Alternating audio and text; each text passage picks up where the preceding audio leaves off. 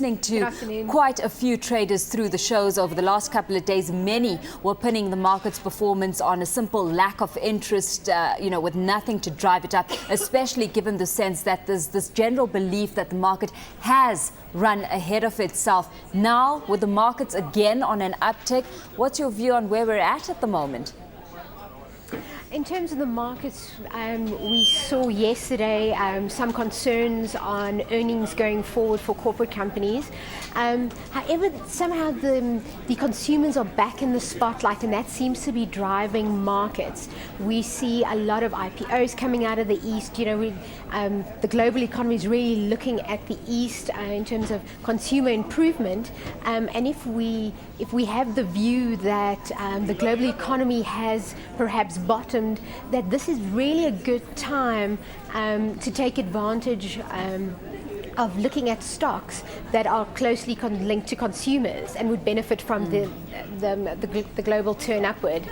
Of course, there are so many supportive factors at play today. Our own economic data is certainly not throwing any curveballs here. But given that things are so temperamental and that we have run pretty hard, how much more of a downside should we be expecting? I think if one looks at the all share, if we break 26,000, and that's really a really key technical level. If we break through that, we could go up to 27,000. However, if we don't get up to that level, we could see us coming all the way down to about 23,000, and that's really important. So we need to watch over the next couple of days if we do break 26,000 on the all share.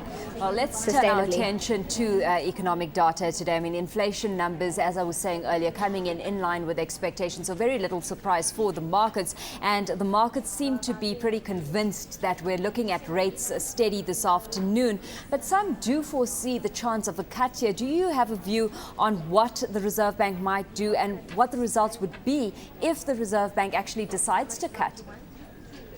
Well, looking at this cut, I think it's a very close call. Nedbank's views that there's a 50% chance that they might cut. And really, if the Reserve Bank looks at the global economy, because we know that the Eskom tariff is going to keep our inflation sticky, even though we're seeing a stronger rand and import prices coming off lower. The global economy, and in terms of unemployment, should really be the focus that they're looking at. And if they take those factors into account, we might see a rate cut.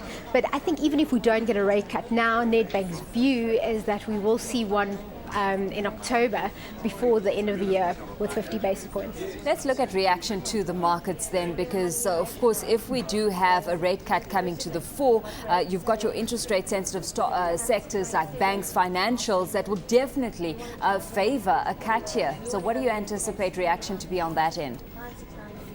I think it will be positive for banks and retailers, but one needs to look and see that we've really come off 500 points already, that it will put additional cash into the consumers' pockets.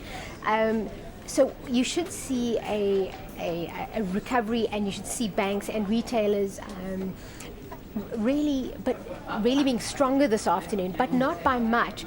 The interesting thing, if we look at our consumer effect, we've had the rates being cut. You should only really see retailers and consumers, really coming to the fore and really coming to the party towards the end of the year. Yeah. There are some retailers who are only really expecting a recovery in the new year, but I think consumers are really going to, towards the end of the year, want to really treat themselves and probably spend more. So taking into account, we're seeing Standard Bank has lowered their credit requirements, that consumers lagging towards the end of the year are really going to come to the party going forward. So that taking into account, I think we might see banks and retailers, in the short term bouncing. In the meantime, we've got other companies making news in the industrial space. MTN Barty's tie-up seems to be gaining some momentum. What's the market making of all the noise we're hearing out of that space? I think the market's taking it quite positively. Barty, the news out this morning was that Barty has to sweeten the deal. They've offered, in terms of top management, 3 years worth of employment. They're going to increase the cash offer.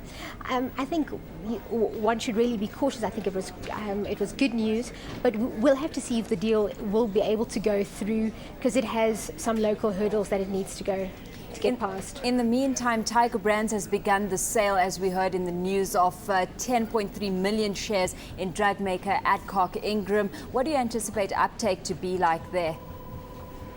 I think it's quite positive. Adcock has had a really nice run. You'll see Tiger Brands was up on the day, so quite positive for the share. I think, however, this really has given the impression that Tiger Brands might have seen the top for Adcock Ingram shares, so probably a little bit of negativity on the day, but in the long run I think still quite positive.